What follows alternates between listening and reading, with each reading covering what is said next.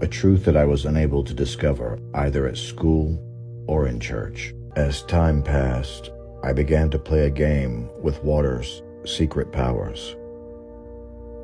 I surrendered my so-called free consciousness and allowed the water to take possession of it for a while.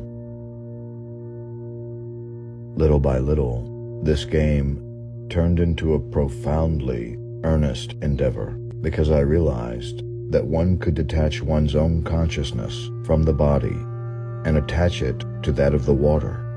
When my own consciousness was eventually returned to me, then the water's most deeply concealed psyche often revealed the most extraordinary things to me. As a result of this investigation, a researcher was born who could dispatch his consciousness on a voyage of discovery, as it were.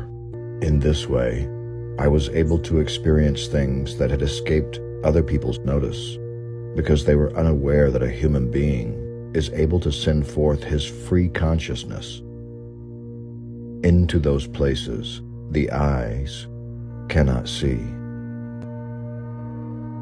By practicing this blindfolded vision, I eventually developed a bond with mysterious nature, whose essential being I then slowly learnt to perceive and understand.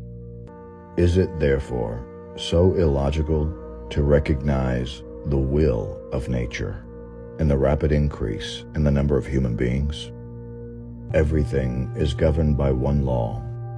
A human being is a microcosmos, i.e. the laws prevailing in the cosmos also operate in the minutest space of the human being.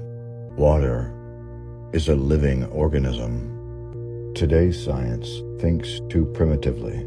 It could be said that its thinking is an octave too low. It still has not ventured far enough into the realm of energy. All motions consist of two components. One component serves inwardness, intermolation, and the other outwardness, dispersion. Both preconditions for motion regulate the eternal flow of metamorphosis. The thorough study of water, therefore, signifies the end of monopolies, the end of all domination in the truest sense of the word, and the start of a socialism arising from the development of individualism in its most perfect form. If we wish to influence our own life in a particular direction, which is constantly threatened by the danger of the emergence of alien-like life forms, and to protect it from deterioration, then we must either allow nature to rule, or, if we wish to intervene, we must first acquaint ourselves with the simplest principles of life. Our primeval mother is an organism that no science in the world can rationalize.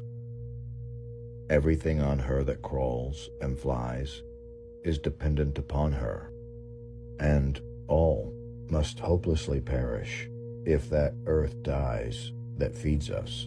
Equivalence signifies uniformity, and thus immobility.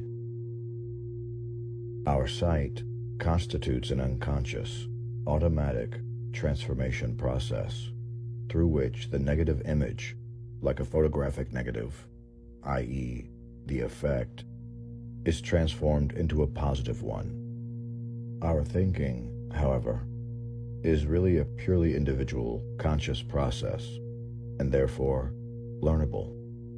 If our thinking is to achieve the same perfection as our seeing, then we must change our way of thinking and learn to see reality, not as an action, but as a reaction. Perfect thought lies in the appreciation of the correct reaction.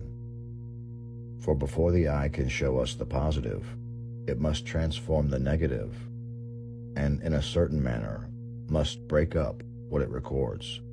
What we see, therefore, is the turning inside out of what we receive. What our mind grasps in this way must be reformed and rethought if we wish to attain what we strive for. And even the eye has first to learn how to see everything new. It too must be therefore awoken from its latency before it can grasp the seen